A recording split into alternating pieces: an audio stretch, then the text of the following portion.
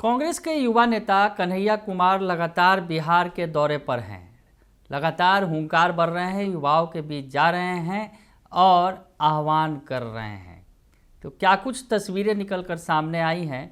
कन्हैया कुमार सहरसा उनका काफिला पहुंचा है, आपको तमाम तस्वीरें दिखाते हैं। नमस्कार, दर्श न्यूज में आपका स्वागत है। मैं हूं अनुराग। कन्हैया कुमार की यात्रा निकल रही है। कन्हैया कुमार जो बिहार में बढ़ती बेरोजगारी और युवाओं के पलायन के खिलाफ लगातार पलायन रोको नौकरी दो यात्रा पर हैं। जी हां, पलायन रोको नौकरी दो यात्रा पर निकले हुए हैं और यात्रा में काफ़ी भीड़ जुट रही है। ज़बरदस्त जोश दिख रहा है, युवा उनके साथ काफ़ी संख्या में जुट रहे हैं। तो ये पदयात्रा जो है, जो कांग्रेस की निकली है, जिसको अगर कहा जाए कन्हैया कुमार लगातार इस यात्रा से जुड़े हुए हैं, वो आज सहरसा पहुंची और सहरसा में कांग्रेस कार्यालय तक विशाल रैली निकाली गई। आप जोश देख सकते हैं, उत्साह देख सकते हैं, हाथी घोड़े ऊँट देख सकते हैं। तमाम चीज़ें जो हैं इसमें दिखी, जिस तरह से स्वागत किया गया। आपको बताएं कि चंपारण से शुरू हुई यात्रा रिफ्यूजी चौक से होकर महावीर चौक, नेताजी सुभाष चौक, डीबी रोड, थाना चौक, कचहरी चौक सहित जो शहर के विभिन्न हिस्सों से, चौक चौराहों से होते हुए अंत में कांग्रेस कार्यालय पहुंची, जहां पर कन्हैया कुमार ने संबोधित किया। तो कन्हैया कुमार ने क्या कुछ कहा, इस दौरान युवाओं से क्या आह्वान किया, सरकार के खिलाफ कौन सा बिगुल फूका, आपको सुना देते हैं। कन्हैया कुमार का बयान सुन लीजिए। दूसरा, ये बड़ी महान धरती है।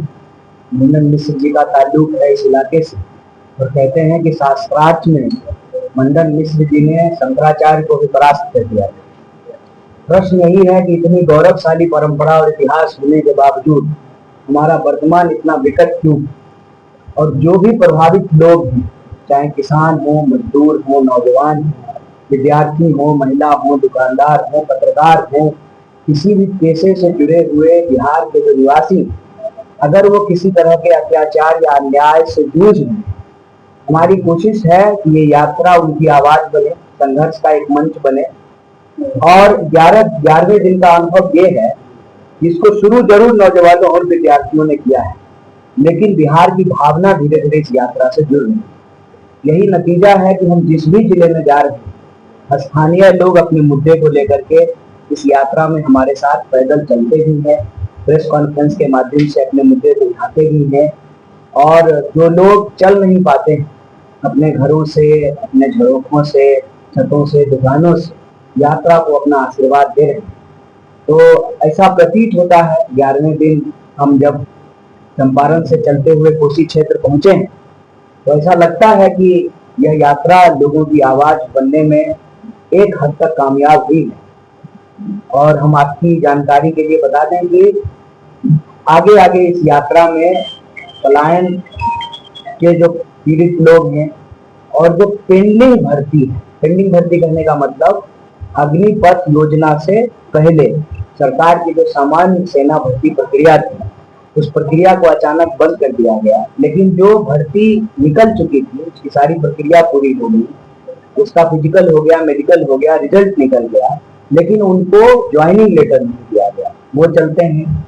और भी जो प्रभावित संघर्षशील है और जो विकल्प दिख रहा है इस समय, जनता से बात करें तो वो तेजस्वी जी का नाम लेते हैं। आप मुखर होकर के वो पूरी जो एक पृष्ठभूमि है उस पर आप प्रतिक्रिया देते हुए नहीं दिखाई देते हैं, या आपके विपक्षी कहते हैं। क्या कहेंगे आप? देखिए, कहने को तो हर कोई कुछ ना कुछ कहेगा ही, क्योंकि मेरी अपनी एक विचारधारा है। मैं एक पार्टी से जुड़ा हुआ, उस पार्टी का अपना इतिहास है, उस पार्टी की अपनी संस्कृति परंपरा है, उसकी अपनी विचारधारा है। तो स्वाभाविक रूप से जो उससे असहमत होंगे उस पर सवाल उठाएंगे। और हमारी विचारधारा, हमारी पार्टी की विचारधारा हमको यही सिखाता है, लेट्स एग्री टू डिसएग्री। सहमत और असहमत का अधिकार लोकतंत्र में सबके पास सुरक्षित है। तो विपक्ष जो कहना चाहते हैं वो कहें, और हम उसको सफाई में नहीं, बस एक स्थिति स्पष्ट करना चाहते हैं कि यह यात्रा एक जो है महान और चुनौतीपूर्ण उद्देश्य लेकर के चल रही है। तो इसमें हमारे दिमाग में कोई इफ और बट नहीं है। हमें आता नहीं ना मुहतरम को मुहतरम कहना, किसी को ज़्यादा किसी को कम कहना। हम किसी भी सरकार, किसी भी पार्टी या विचारधारा पे उंगली नहीं उठा रहे। हम सिर्फ ये सवाल पूछ रहे हैं कि हर विचारधारा, हर पार्टी, हर जाति, हर धर्म, हर क्षेत्र का लोग यह स्वीकार कर रहा है कि बिहार में पलायन एक बहुत बड़ी समस्या है। अगर हर कोई स्वीकार कर रहा है तो फिर इस पर सामूहिक प्रयास क्यों नहीं होगा? राजनीति और चुनाव से इस यात्रा का इतना ही संबंध है कि अभी जो हमने शुरुआत की है ये यहाँ रुकने वाली है नहीं। कल को हम भी चुनाव लड़ेंगे। हम भी चुनाव लड़ने का मतलब हमारी पार्टी चुनाव लड़ेगी। हम एनजीओ तो नहीं है ना, चुनाव तो लड़ेंगे। तो हमारी पार्टी भी मजबूर हो, समझिए इस बात कि घोषणा पत्र में, चुनावी एजेंडे में इस सवाल को सबसे प्रमुखता से रखा जाए। तुम और हम कहते हैं पहले आप में जो है ट्रेन ही ना छूट जाए, तो हम ही लोग ये शुरुआत करें। फिर जो है जब जिस हम महागठबंधन में रहेंगे, सहयोगी दल भी, तो हम लोग जो है महेशी में रुके। आज सुबह जो है मंदिर गए थे और कल जो है जो बाबा कबीर है वहाँ पर थे।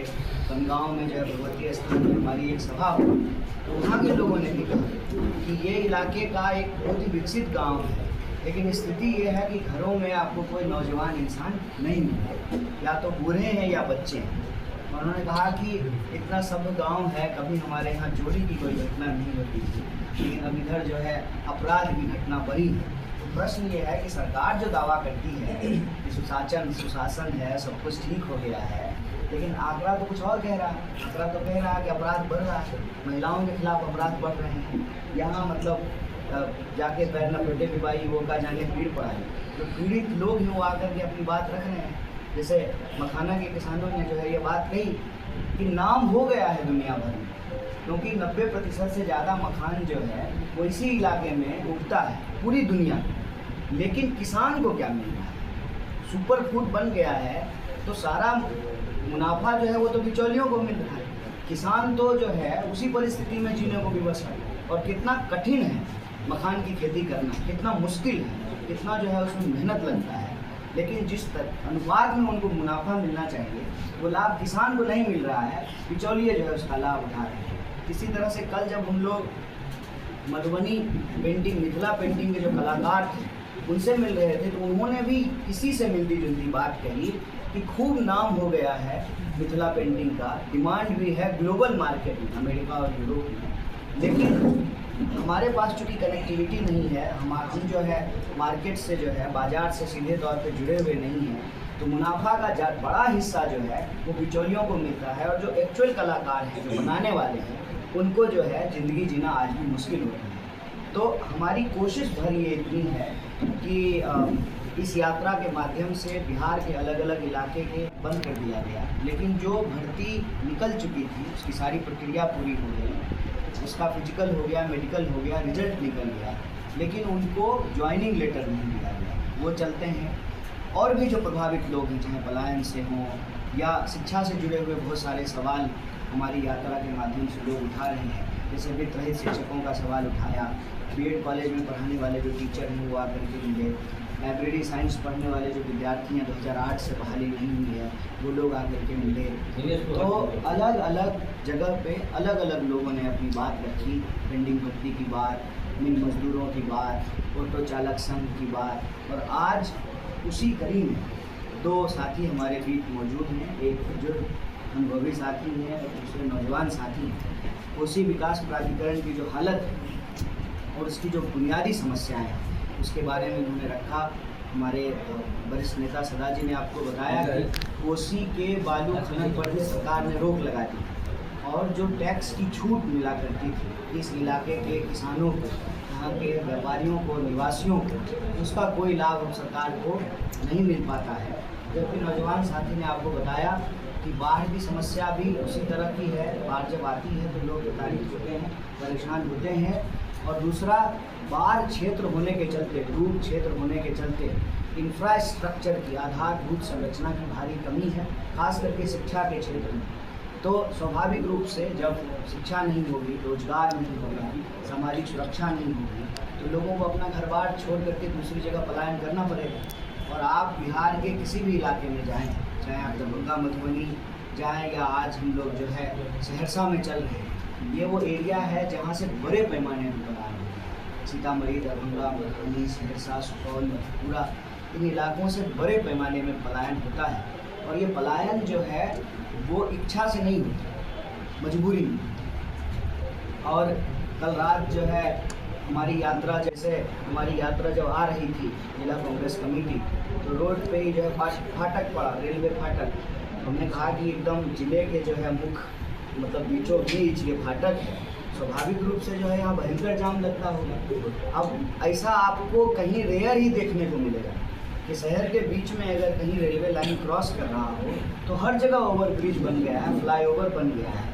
हम देखें कि सहरसा में जो है अभी तक फ्लाईओवर नहीं बना है, तो फिर हमने पूछा तो लोगों ने कहा कि घंटों जाम लगता है, बहुत भयानक जाम की समस्या है और सब कुछ हो चुका है। मतलब शिलान्यास भी हो गया, उसका क्रेडिट लेने का आपाधापी भी हो गया, हम बनवाए तो हम बनवाए, और इसका भी हालत वही है दरभंगा के एम्स की तरह कि दरभंगा का एम्स बना भी नहीं और लोग जो है उसकी वाहवाही लूटना शुरू कर दिए। तो ये जो हमारी स्थिति है कि हमारा इतना गौरवशाली इतिहास है, इतनी शानदार जो है हमारी परंपरा और संस्कृति है, हमारा वर्तमान इतना चुनौतीपूर्ण प्रदेश है और इस वर्तमान को बदले बिना हमारा भविष्य सुंदर नहीं हो सकता है। तो इस यात्रा के माध्यम से राजनीति से इतर हमारी कोशिश यही है कि जो लोग प्रभावित हैं, इसको अंग्रेजी में कहते हैं वॉइस ऑफ अनहर्ड, उन लोगों की जो है आवाज़ जो है यात्रा बन सके।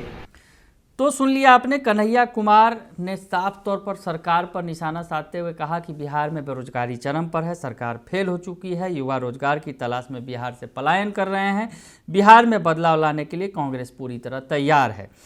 तो उन्होंने युवाओं का मुद्दा तो उठाया ही, स्थानीय मुद्दों की भी चर्चा की और साथ ही साथ उन्होंने कहा कि युवाओं से कहा कि युवक पढ़ लिख कर बेरोजगार क्यों हैं, आखिर बिहार में उद्योग कब लगेगा। यानी युवाओं की बात लगातार उन्होंने की और सरकार पर ज़बरदस्त ढंग से हमला बोला, बिहार सरकार पर, नीतीश सरकार पर। तो जो रैली है, रैली में ज़बरदस्त जोश दिख रहा है युवाओं के बीच, और जिस तरह से पलायन रोको नौकरी दो जो ये पदयात्रा है उसका काफ़ी रिस्पांस मिल रहा है। और कन्हैया कुमार जो कहीं ना कहीं अगर कहा जाए आरजेडी के लिए सिरदर्द साबित हो सकते हैं, क्योंकि लालू और तेजस्वी की अगर बात करें तो कन्हैया कुमार से वो दूरी बना कर रखते हैं। कन्हैया कुमार मुखर नेता हैं और दिल्ली की सियासत में भी उन्होंने किस्मत आजमाई थी, हालांकि चुनाव हार गए थे लोकसभा का, लेकिन बिहार में पूरी तरह से सक्रिय नज़र आ रहे हैं बिहार विधानसभा चुनाव के पहले।